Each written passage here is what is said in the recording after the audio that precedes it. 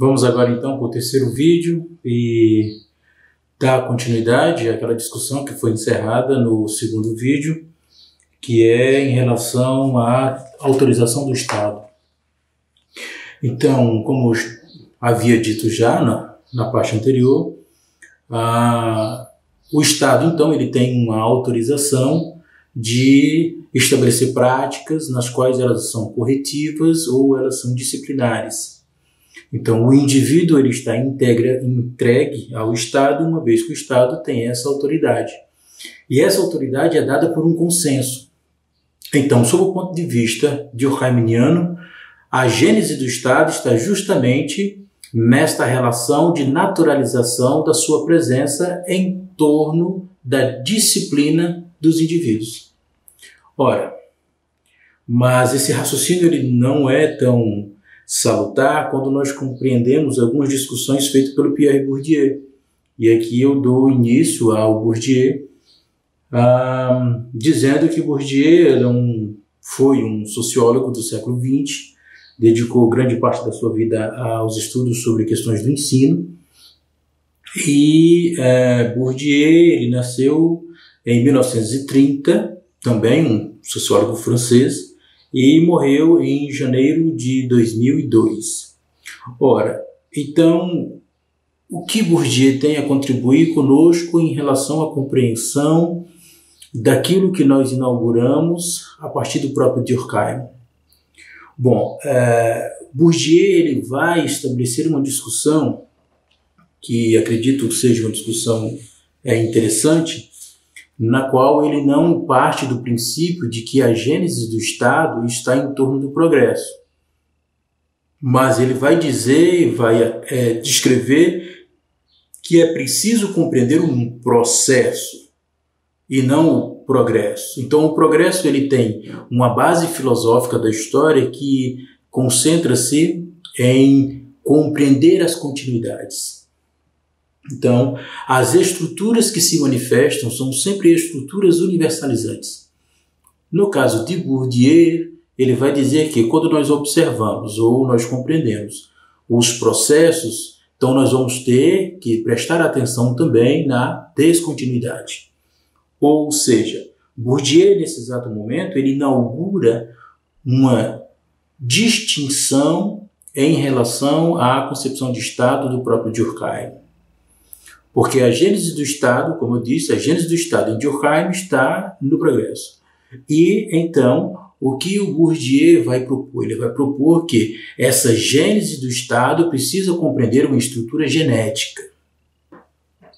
E aí faz toda a diferença em relação ao que o Durkheim propôs. Porque o Bourdieu ele não concebe a ideia de Estado como um sujeito promotor de proposições. Então, Bourdieu ele não reconhece que o Estado seja esse sujeito. Pelo contrário, nós temos que compreender uma ausência de sujeito. Ora, então Bourdieu ele vai nos propor raciocinar um pouco em torno da ciência e do Estado a partir de dois termos: jogo e campo. Então, ele vai mostrar para nós esses processos ambíguos internos ao Estado. Então, o Estado, em Bourdieu, não se constitui uma instituição neutra, pelo contrário, ele se constitui uma instituição a partir de jogos ou disputa pelo poder. Existe um campo das representações simbólicas que se impõem e se superpõem porque elas visam ser reconhecidas.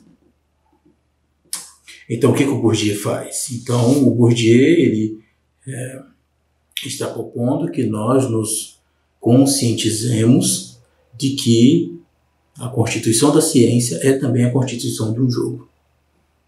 E esse jogo tem relações com o poder e o reconhecimento. Bom, então, se Bourdieu está propondo que nós retiremos esse sujeito do Estado, então o Estado também passa a ser uma instituição na qual nós vamos gerar dúvida em relação a ela. Então, o Estado deixa de ser uma instituição neutra ligada ao progresso e constitui-se uma instituição na qual existe um jogo de poder. E aí ele vai falar a respeito desse poder enquanto representações simbólicas. Bom, então Bourdieu, sendo um sociólogo do século XX, já nasce na primeira metade do século XX e avança para o século XXI, morre logo no início do século XXI. Então significa que ele teve uma trajetória dos anos 30 até o início do século XXI. Então ele também viveu momentos nos quais nós passamos pelo processo de revisão da ideia de ciência que nós tínhamos. Ou seja, a partir dos anos 80, com o pós-estruturalismo ou com o giro linguístico, as relações que nós tivemos ou mantivemos com o Estado é uma relação que aí ela se constitui a partir de uma tensão, e essa tensão ele vai chamar de pré-moderna, moderna e pós-moderna. Aqui está um elemento importante, que é o problema da pós-modernidade.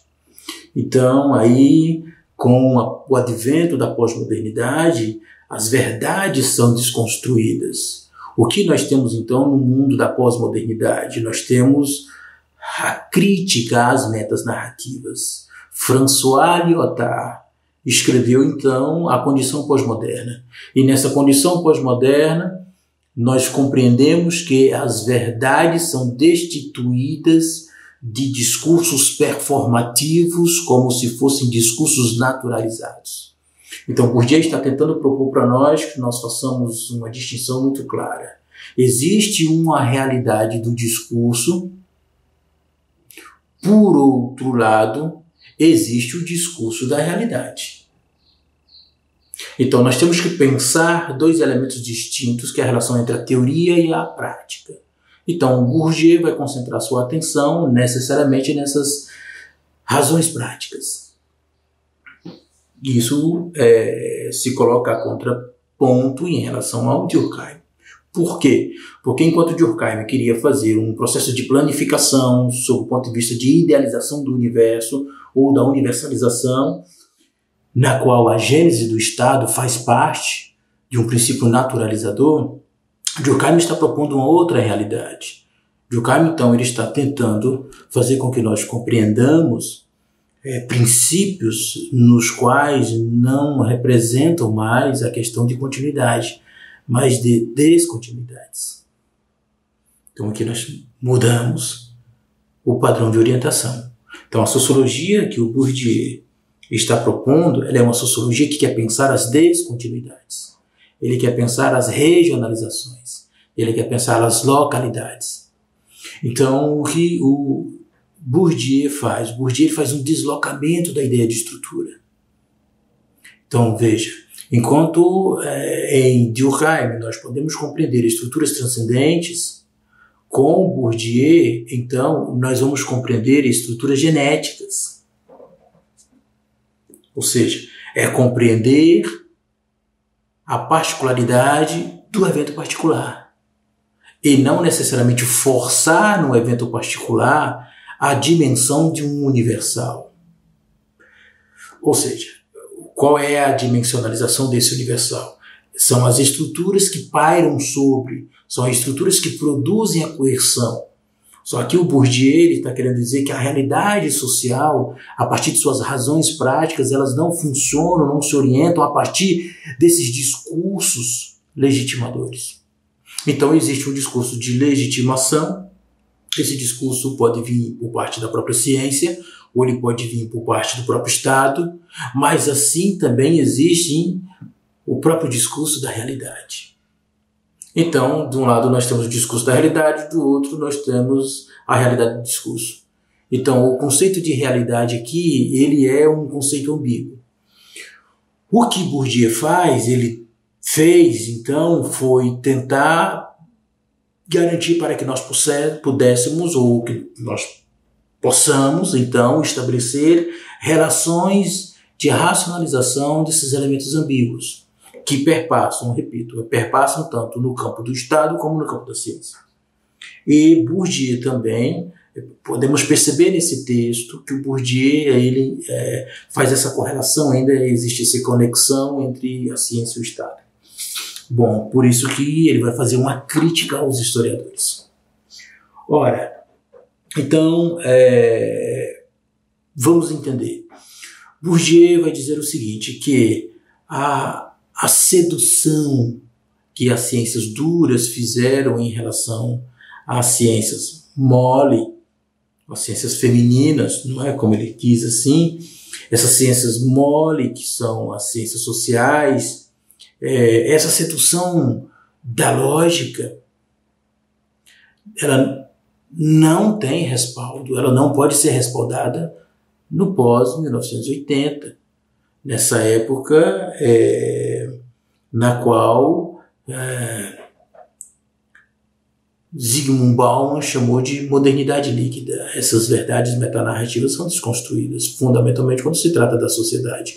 Ou mais ainda é que os fatos sociais não são coisas. Nós não podemos coisificar o humano. Então, esses fatos sociais são inerentes aos sujeitos agentes. Então, esses sujeitos agentes, eles produzem alguma coisa. Esses sujeitos agentes, eles então representam, eles possuem relações simbólicas, a própria representação. Então, nessa modernidade líquida, ou a partir dessa modernidade líquida, desse grande giro linguístico, então essas verdades metanarrativas são desconstruídas. Então, o que nós podemos fazer? Nós podemos agora então compreender relações microanalíticas. Podemos usar aqui o termo do Jacques Rivel, que é jogos de escala. Assim também como podemos usar o termo do Carl Ginzburg, que é microhistória. Ou seja, nós podemos fazer compreensões e comparações de relações particulares a ponto de que essas relações particulares possuem as suas próprias estruturas genéticas independente desses discursos da realidade. Então, ou seja, nós podemos fazer compreensões considerando que o sujeito portador de uma capacidade teórica ou metodológica, ele também faz parte de um jogo ou de uma disputa. Então, isso quer dizer que, aplicando ao Estado, então, se o Estado não é o sujeito que produz proposições, então os agentes do Estado são sujeitos que produzem jogo.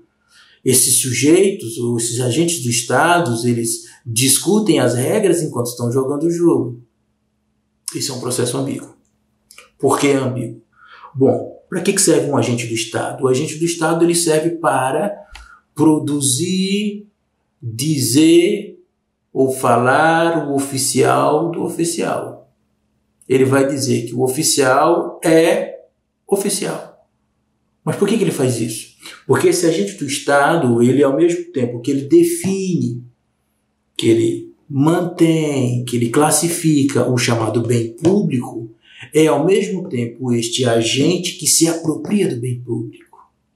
Ou seja, ocupar um espaço no Estado é emanado de um dever. Então todo agente do Estado, ele emana-se a partir de um dever, porque existe um mandato. Ou seja, são deveres de mandatos. Ao mesmo tempo que esse sujeito do dever de mandato ou do mandato, quando esse sujeito define o bem público, ele automaticamente se apropria do bem público. O que isso significa? Em uma razão prática.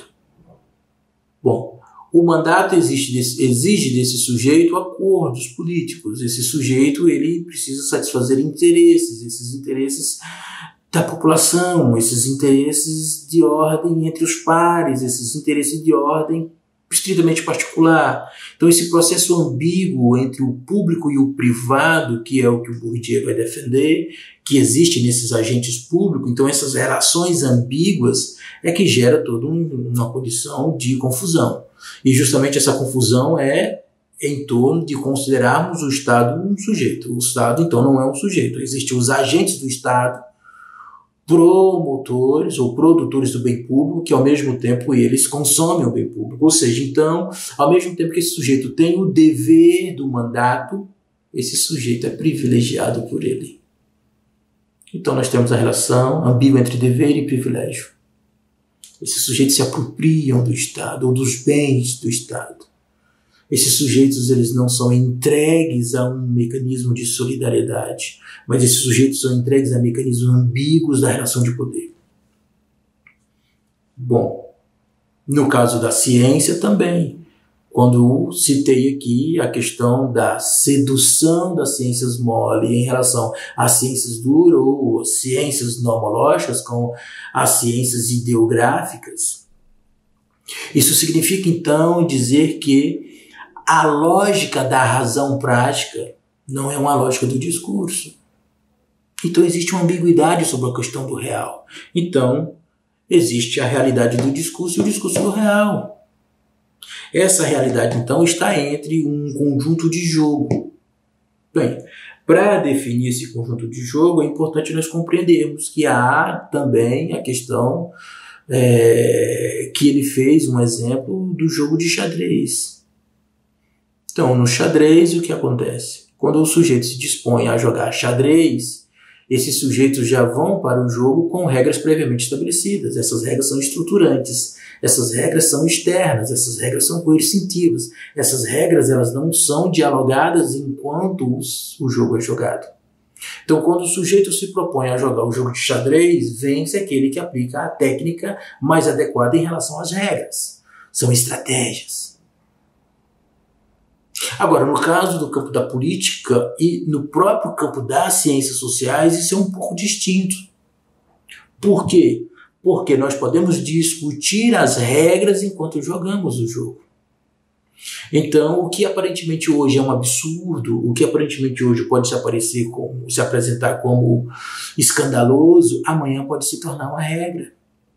Então, enquanto hoje alguma coisa pode ser simplesmente casual ou simplesmente contingencial, nós precisamos compreender que amanhã esse que hoje é elementar, amanhã pode ser a regra. Então, o que o Bourdieu tentou fazer? Bourdieu justamente foi atrás desses elementos. Que elementos são esses? São os elementos que nós consideramos elementares. Só que ele está querendo dizer que esses elementos elementares, eles devem ser compreendidos como elementos despercebidos. Veja só. Por que ele criticou então os historiadores? Porque ele acreditou que os historiadores baixaram a cabeça para os filósofos quando teorizam. Então eles ficam imersos em filosofias da história. Logo, então, existe uma compreensão filosófica da história sob o ponto de vista da continuidade. Então, são estruturas contínuas, que elas se intercalam, se interpõem, se misturam, se prolongam, se esticam. Em sentido contrário, quando Bourdieu vai compreender os processos contingenciais, nós vamos entender, então, esses problemas do descontínuo. Então, existe um processo de descontinuidade. E esse processo da descontinuidade foi muito bem pensado e discutido também pelo filósofo francês Michel Foucault, quando ele vai colocar a ordem do discurso. Vai discutir a questão do discurso como uma dispersão regulada. Então, os discursos são maneiras ou formas de nós estabelecermos conexões de coisas não conexas. Ou seja, então, o que o Bourdieu entendeu? O Bourdieu, então, entende, sob o ponto de vista de sociologia comparativa, de uma estrutura genética que, assim como o Estado produz desapossamento quando ele unifica, quando ele universaliza, as relações microespecíficas, microanalíticas ou estritamente locais, elas também produzem processo de desapossamento. Ora, então, diferentemente das regras externas ou de leis gerais, quando nós olhamos para o jogo e para o campo, nós precisamos compreender que existe uma relação entre regras e acordos, regras e disputa pelo poder, Então, não posso concluir que nem o Estado e nem as ciências sociais, nem as ciências nomológicas. É aí que o Bourdieu chegou na questão. É que em todas as ciências existe um jogo de campo. As ciências nomológicas produziram um discurso do qual elas representam o que é objetivo. Bem, com o pós-moderno, nós entendemos que, quando se trata de explicar o social, as ciências nomotéticas são ineficientes, porque elas trabalham com uma lógica da lógica. Então, as ciências nomotéticas, elas trabalham com a lógica da lógica, ou seja, há um princípio coercitivo no qual descredencia aquilo que é descontínuo, aquilo que é ímpar, aquilo que é particular, aquilo que é singular. Ou seja, porque as ciências nomotéticas só conseguem lidar com aquilo que trabalha com regularidade, persistência, repetição ou leis. E o social não funciona desta forma. Nós somos especialistas daquilo que é único.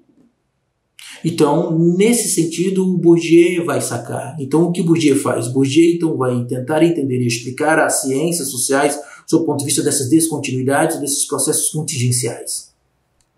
Então, tanto a ciência como o Estado possuem essa relação entre jogo e campo. Então, essa relação entre jogo e campo tem vínculo com o exemplo que ele deu, a metáfora do jogo de xadrez. Agora, tem um outro exemplo também que ele apresentou para poder caracterizar bem essa dimensão do estruturalismo genético, que é justamente quando ele faz uma visita, ele diz, vou contar uma parábola, vocês vão ver isso no texto, quando ele vai visitar uma pequena comunidade que está promovendo um festivalzinho, bem local, próprio daquele lugar. E o que ele percebeu? Ele percebeu que aquelas relações camponesas, elas não são distantes, elas não são deslocadas, elas não estavam à margem. Pelo contrário, aquele pequeno festival representou para Bourdieu uma estrutura genética de uma economia simbólica, que é o casamento. O que ele disse? Quando ele chegou lá, ele ficou observando os velhotes sentados e os jovenzinhos dançando.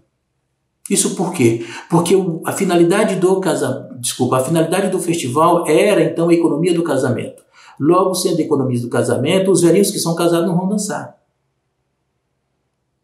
Porque essa economia já não mais pertence a eles. Essa economia pertence aos solteiros.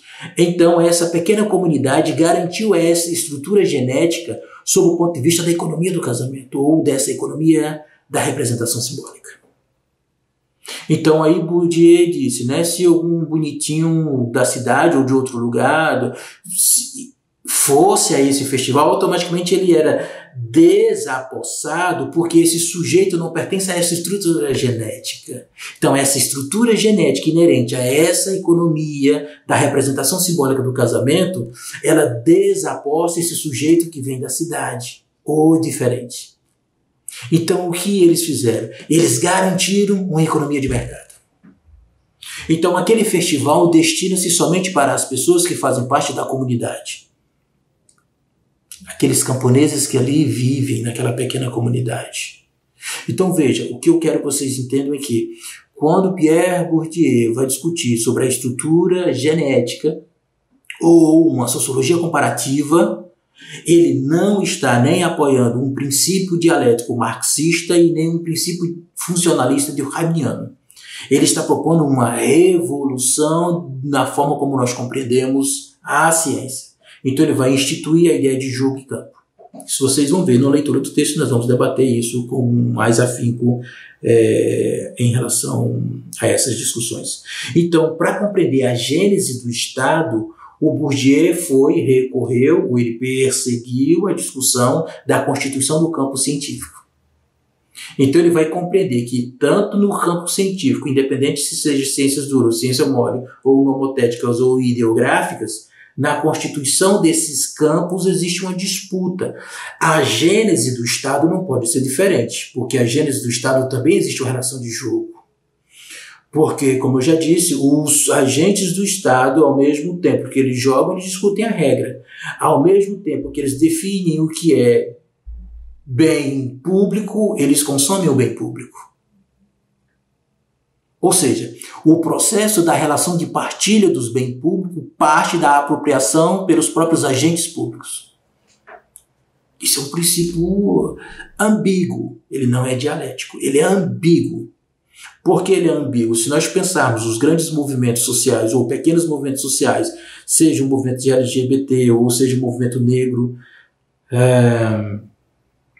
nós vamos perceber que esses movimentos não querem a destituição do Estado, mas eles querem o reconhecimento pelo Estado.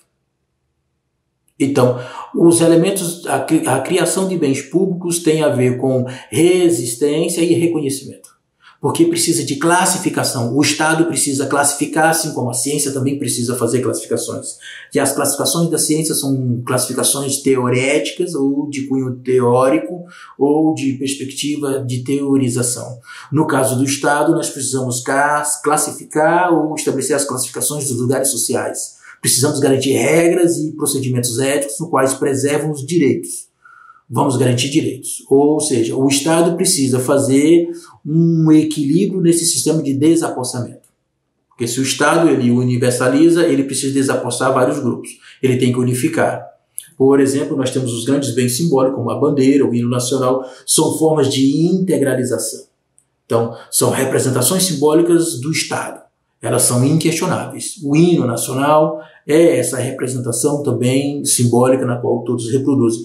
Porém, entretanto, nós não podemos dispensar as relações micro-específicas.